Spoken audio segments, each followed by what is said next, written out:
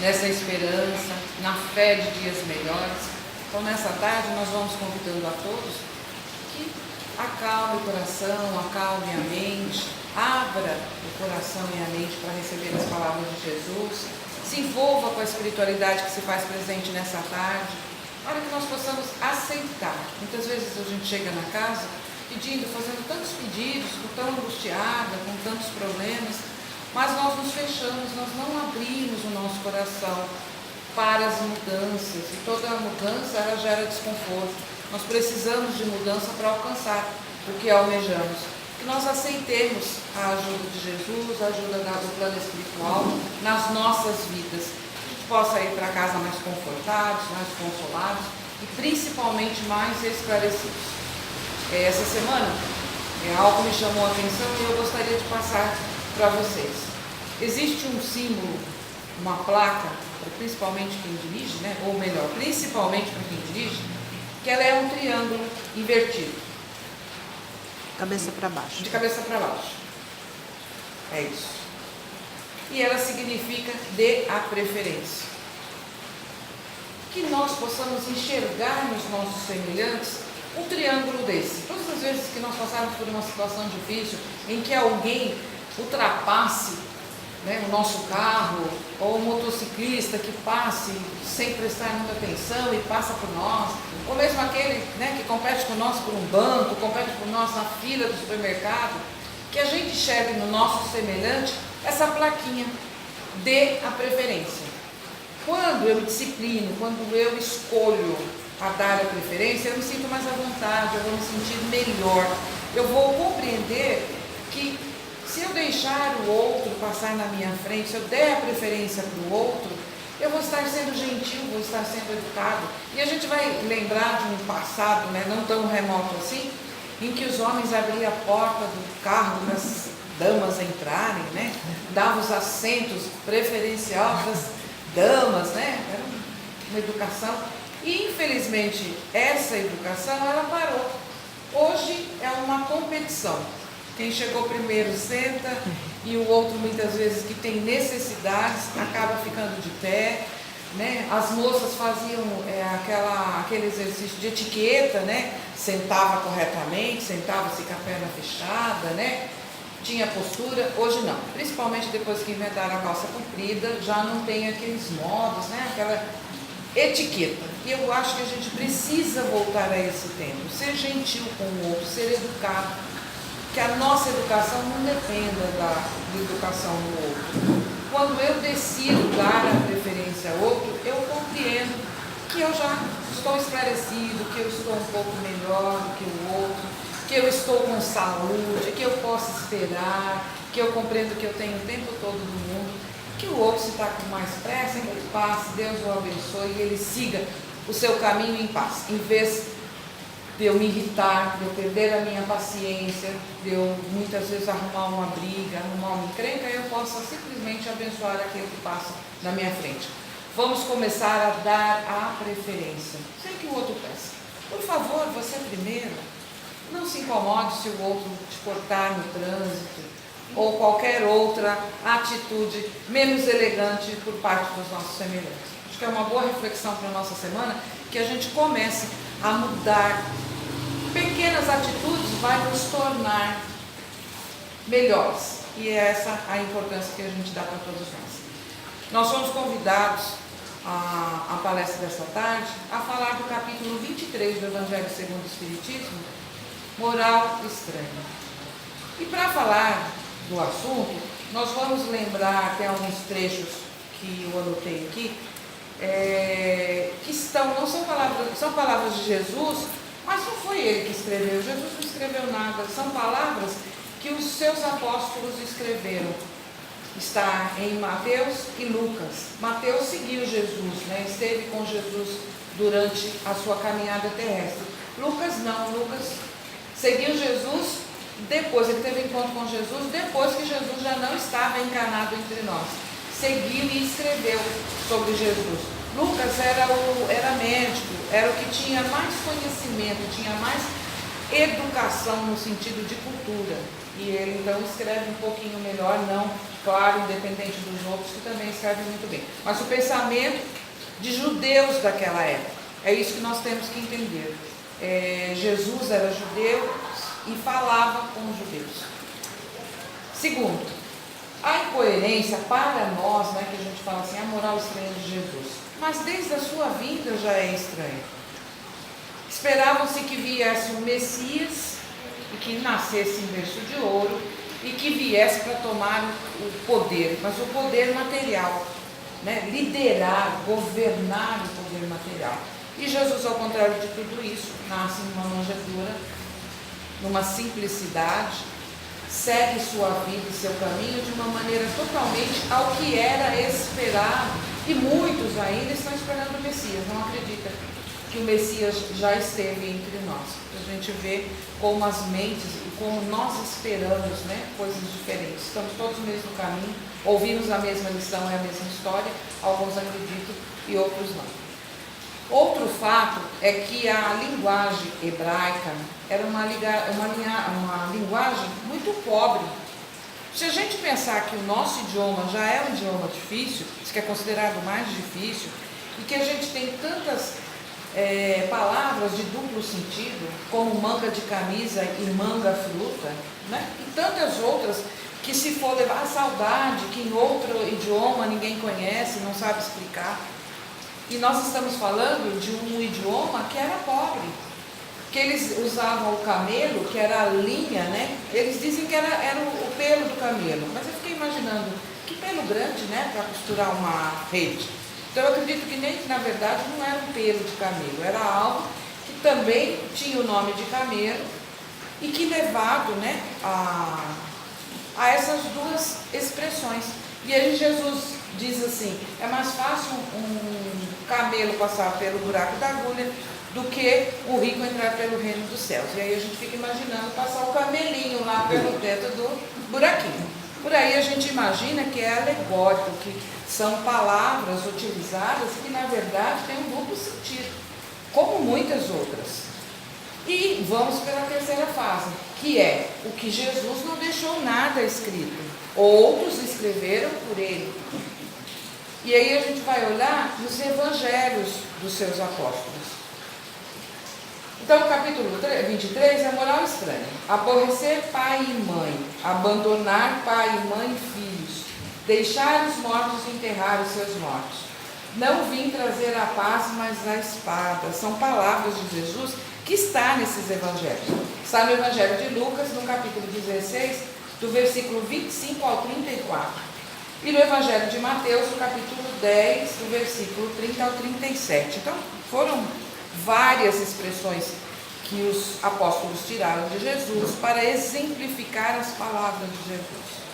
Aborrecer pai e mãe. Então, a doutrina dos espíritos, junto com o senhor Pessani, né, Kardec teve a preocupação de trazer um tradutor para estudar a língua hebraica, para verificar o que é que ele queria dizer. Como? Em alguns está escrito assim, odiar pai e mãe, ou aborrecer pai e mãe. Mas o que essa palavra significa? Amar menos.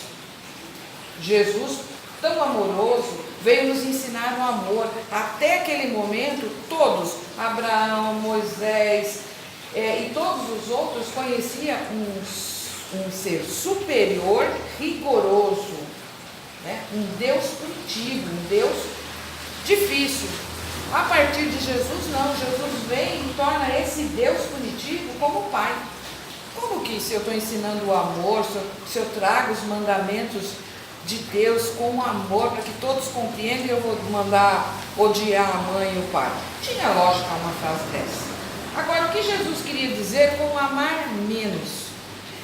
Depender menos do pai e da mãe, sair da zona de conforto do pai e da mãe, crescer, evoluir, ser independente, seguir a sua vida profissional, emocional, financeira. Qual pai, qual mãe não quer o melhor para o seu filho, não quer que o seu filho cresça, evolua, tenha seus bens, faça os bens espirituais e os bens materiais, né? Que seja um ser humano melhor?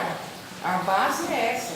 Era isso que Jesus queria dizer, né? Ame menos, dependa menos do seu pai e da sua mãe e seja responsável pelos seus atos. Siga tenha postura, assuma a sua responsabilidade.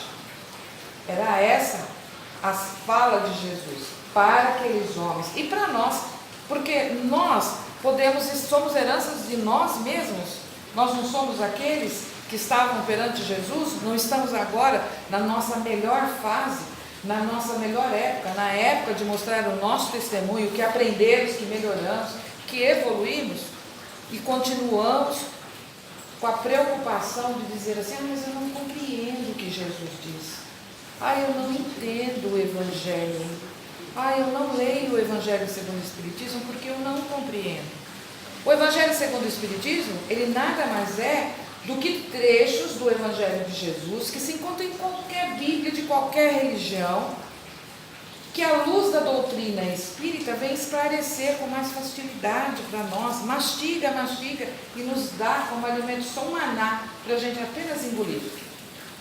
Só que a gente tem preguiça de pegar o livro, de ler capítulo por capítulo, de estudar o que está escrito.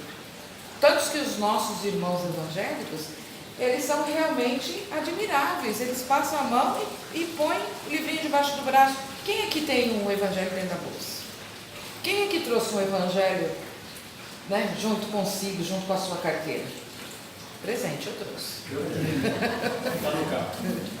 Nós temos que andar, nós não temos que ter vergonha de estar com o nosso evangelho, de estar, é o nosso companheiro, é nosso amigo, é ele que nos esclarece a luz da doutrina espírita. Se eu tenho alguma dúvida, eu vou lá. A mesma coisa o livro dos Espíritos, nós estamos sempre tirando dúvidas, ele é sempre atual. Você pode ler ele 10, 15 vezes, e cada vez que você vai ler, você tem uma compreensão diferente. Você já evoluiu um pouco mais, você pode ir além das palavras. E aqui nós também vamos além das palavras. E aí a segunda frase é aborrecer pai e mãe. Abandonar pai, mãe e filhos. E aí a gente fica lembrando, quando nós casamos ou quando nós saímos de casa, nós não abandonamos nosso pai e nossa mãe? Nós vamos deixar de amá-los porque seguimos a nossa vida? Não. Nosso amor, nossa preocupação continua o mesmo, nosso respeito e o zelo continua o mesmo. Estar dependentes, estar juntos, grudadinhos, não significa amor. Significa dependência. Nós precisamos ser independentes e seguir a nossa vida. Quando nós vamos trabalhar, não deixamos os nossos filhos. Muitas vezes, deixa até para ir para outras cidades, em busca do que é melhor, no sentido financeiro, de dar um conforto, ou de poder, muitas vezes, sustentar. Quantas vezes nós sabemos de casos de mãe que deixa seus filhinhos lá trancados, para poder ir buscar sustento, para poder chegar no final da noite e ter um prato de comida a oferecer àquelas crianças? E nem por isso ela ama menos, ou ela abandonou. Temporariamente ela está fazendo o que é melhor. Quantos que não vão defender a sua pátria, entre aspas, não são considerados heróis, os heróis de guerra? Não largaram seus pais, suas mães, seus filhos, suas esposas? Também não é? Podemos olhar para um outro lado também. Quantos pais que acabam casando, mas querem continuar jogando futebol, consideram as suas esposas como mães, e as esposas alimentam esse sentimento, consideram seus filhos como irmãos, muitas vezes competem com os filhos. Podemos encarar também dessa forma, que teremos que ter responsabilidade. Quantas esposas também casam e querem continuar tendo a vida de solteira, tendo as mesmas regalias, contando ainda com o pai e com a mãe, muitas vezes com a mãe, para suprir as necessidades e suprir as dificuldades que se passa com o novo lar, não encarando a sua postura de adulto, continuando ainda a ser crianças e não encarando a sua parte de responsabilidade. Nós temos que encarar que Jesus, com tanto amor, com tanta bondade, ele vem conversando com a gente desde aquela época, porque nós não mudamos. Naquela época também haviam esses abusos, e talvez muito mais que desconheçamos, mas havia os abusos, também existia as pessoas que não estavam interessadas e na responsabilidade do seu momento, de ser filho, de ser pai. Podemos entender que a gente precisa dessa independência, precisamos de tratar com caráter e com responsabilidade as nossas decisões. Eu decidi que eu saí de casa para ser sozinha, para ter a minha casa. Não precisa exatamente, hoje não precisa exatamente sair para um casamento. Antigamente se saía mais para um casamento, hoje não. Hoje as pessoas são independentes, tem pessoas que estão e decidem ficar sozinhas, tem pessoas que são ímpares, elas não são pais, elas não vão formar famílias, mas elas têm os seus ideais, elas têm as suas, o seu voluntariado, ela tem a forma de ajudar o outro e de conquistar as coisas que desejam, tanto para si financeiramente, emocionalmente e afetivamente. Eu não preciso gerar um filho para que ele seja meu. Eu não preciso ter uma família volumosa de filhos, netos, para compreender e amar ao outro, e me desprender e me envolver com as outras pessoas. Essa é a nossa família, afinal somos filhos do mesmo pai, somos filhos, somos irmãos. Essa é muito legal, que a terceira frase, que é deixar os mortos enterrar seus mortos. É uma passagem que o rapaz disse: mestre, deixa eu enterrar meu pai, depois eu volto para te servir. E Jesus disse: deixa os mortos enterrar seus mortos. Mas Célia, como um morto vai enterrar o outro?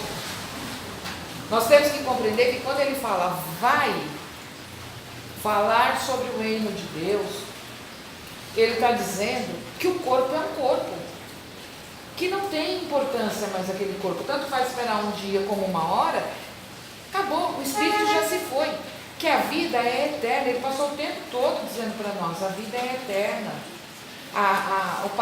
se precisa melhorar para conquistar o reino dos céus, o reino de Deus, a vida depois é os séculos. Então ele já falava na próxima encarnação, ele falava que a nossa vida não era aqui, que era passageiro, na forma limitada que o povo entendia naquele momento.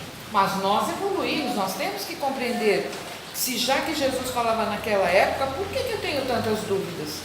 Nós percebemos, antigamente, velava-se uma semana o cadáver, ficava lá aquele cadáver em putrefação e estava todo mundo ali velando. Hoje nós percebemos que quantas pessoas que se jogam em cima daquele corpo, né, e se desespera e perde o controle e não se acalma, acreditando que o espírito ainda está ali, como se ele pudesse reter o espírito num corpo que já não existe. Como é que pode, muitas vezes, a pessoa construir mausoléus, pagar um valor muito grande, fazer aquela pompa toda para enterrar alguém ou sepultar alguém? Nós estamos fazendo a asepsia daquele corpo, porque se ele ficar entre nós vamos nos sentir mal. Mas aquele corpo, ele não representa mais nada para nós. Nós podemos ter respeito pelo outro, de fazer o seu sepultamento, mas nós temos que compreender que a matéria, que o desapego, que tudo que nós possuímos, na verdade não é nosso. O que de nosso possuímos? O que eu tenho de bom? E aí eu vou fazer a seguinte pergunta: quais são os tesouros que vocês podem levar quando vocês desencarnarem? Quais as suas posses? Quais as reais posses que um ser humano leva na hora do seu desencarne? Leva para o plano espiritual. Suas virtudes, quais são as suas virtudes? O estudo, a inteligência, o conhecimento e seus valores morais. Quando eu estudo, quando eu me preocupo em aprender, eu desenvolvo a minha inteligência. Eu tenho conhecimento que ninguém, nem traça, nem ferrugem vai comer. Eu tenho essa inteligência e eu desenvolvo a minha melhor como ser humano, e eu vou passar a ser ético, eu vou passar a ser responsável pelo entendimento que eu tenho. Esse é seu tesouro, e isso você vai levar, o restante não. Era isso que Jesus dizia. Da mesma forma que quando nós vamos dar um conselho a alguém, nós temos que se preocupar. Que conselho eu estou dando ao outro? Né? Se alguém chega e fala assim: sério, eu vou me suicidar. Nossa, eu vou entrar em desespero, né? Falar: nossa, o que eu vou falar para essa pessoa? Eu sinto muito. Eu sinto muito, porque algumas pessoas são mais sensíveis, alguns espíritos não se adaptam, não aceitam, têm dificuldades de prosseguir. Dê mais uma chance, põe uma vírgula, espere mais um pouco. Será que você não está querendo sair da sua dor e não desta vida? É um compromisso muito sério. Então, à luz da doutrina, eu vou procurar esclarecer essa pessoa, mas eu não sou responsável pelas atitudes dela. Eu não posso me deixar ser responsável pelas atitudes dela. Cada um tem o seu momento certo de evoluir, cada um tem seu momento X. Não sou eu que determino, ou não é o meu conselho que vai mudar alguém. Ele pode ou não ouvir meu conselho. Ele está no momento dele. Ele tem que seguir o momento dele.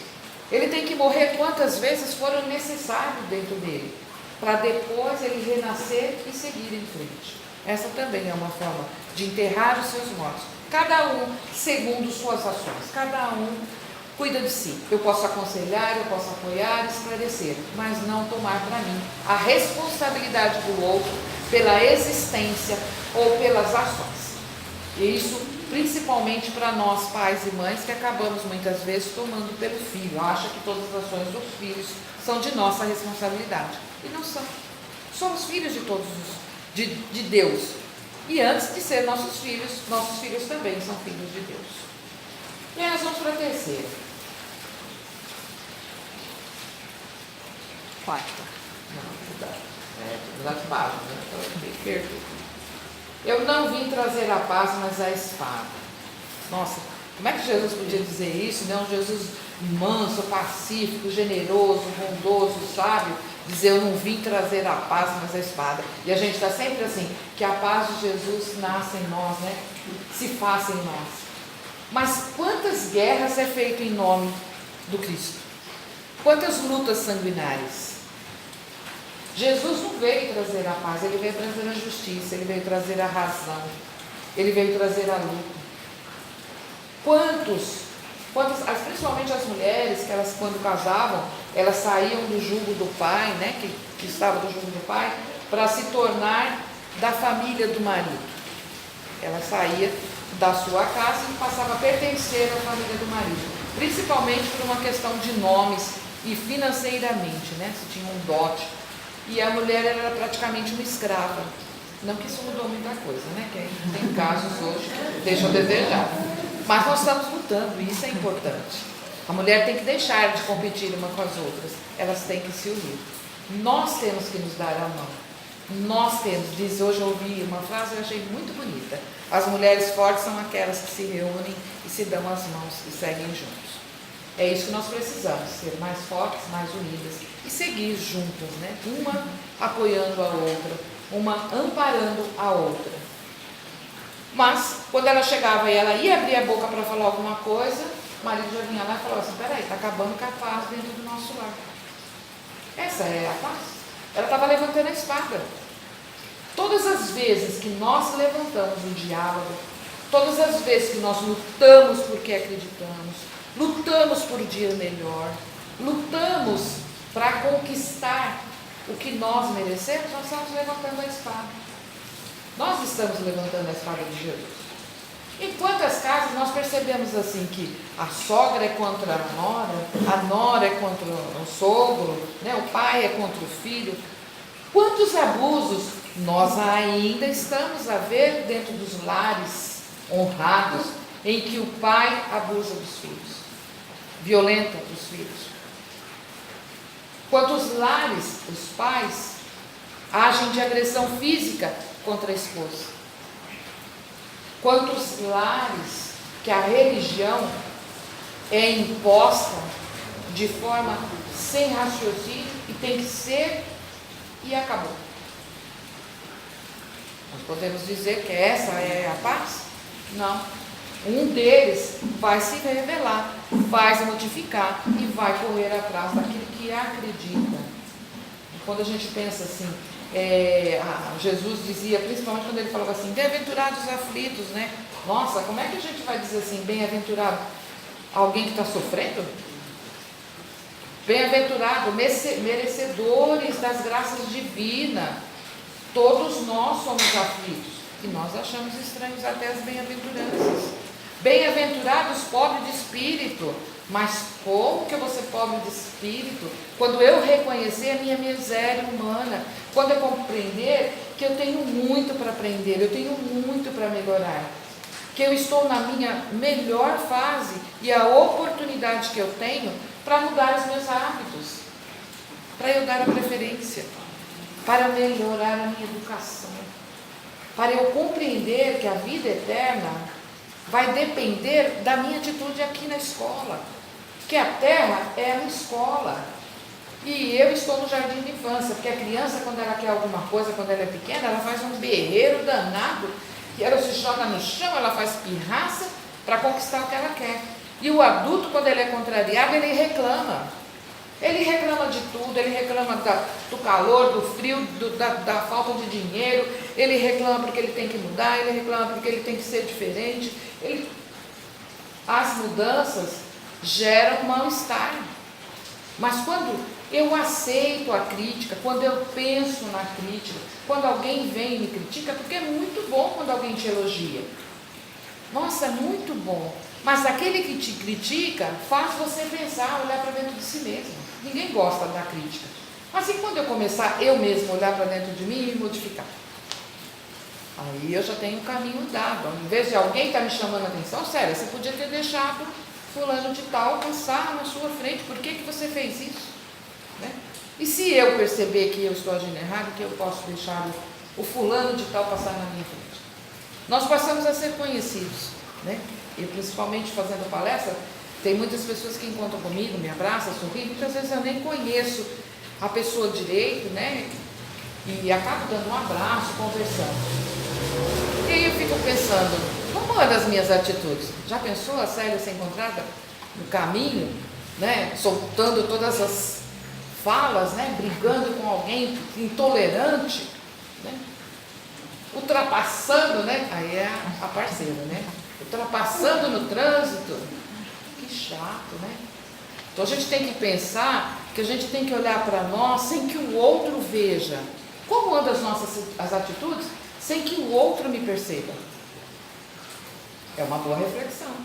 Então a gente pode começar a entender que Jesus pode ter sido difícil em sua linguagem porque foi traduzido pelo outro.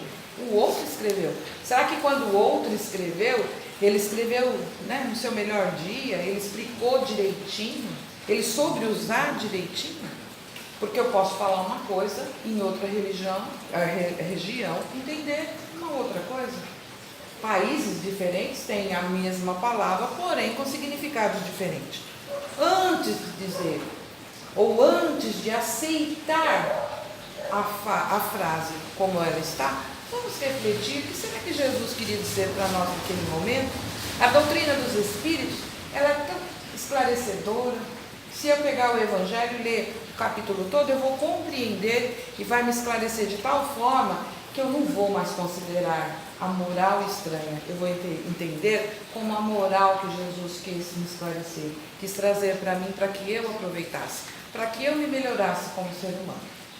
Podemos pensar a respeito, podemos ir para casa, ler o capítulo quando tiver um tempinho, olhar com os olhos da bondade os nossos semelhantes, nos tornar independentes, permitir que os nossos filhos se tornem independentes, né? Abençoá-los. Vamos aborrecer as pessoas que amamos, vamos libertar as pessoas. Às vezes a gente gosta tanto da pessoa que a gente quer reter a pessoa junto da gente. E ela precisa seguir seu curso, ela precisa ser feliz. E muitas vezes a felicidade não está ao nosso lado, mas que ela seja feliz aonde ela estiver. Amar é respeitar o outro nas suas decisões. Eu agradeço a todos por terem me ouvido, desejo a todos que alcancem o que vieram buscar nessa casa de caridade. Que Jesus nos abrace a todos com muito amor, com muito carinho, que a paz, a esperança, a fé, a resignação, né? E principalmente a perseverança faça de nós seres humanos melhores, e que cada um receba dentro da necessidade e da misericórdia de Deus. Eu os abraço a todos fraternalmente e desejo uma boa semana a todos. Muito obrigada por terem me ouvido. Minha gratidão.